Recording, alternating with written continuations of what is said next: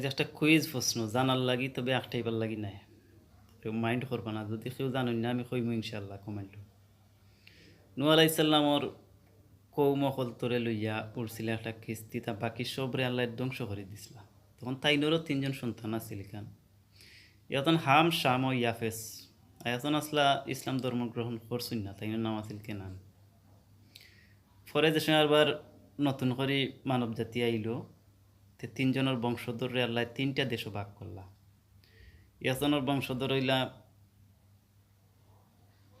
আরব আমিরাত, আরবিয়ান যারা। আর একজনের বংশধর হইলা ভারত, বাংলাদেশ ও আফ্রিকা আরও কয়েকটা দেশ। আর একজনের বংশধর হইলা রোম ও তুরস্ক। তে আমরা খার বংশধরও আছি, বাংলাদেশ, ভারত। যদি নাম হইতে পারেন আকর্ষণীয় পুরস্কার। ফ্রেন্ড বন্ধু যারা আছেন তারার লাগে আমার উস্তাদ সমতুল্য যারা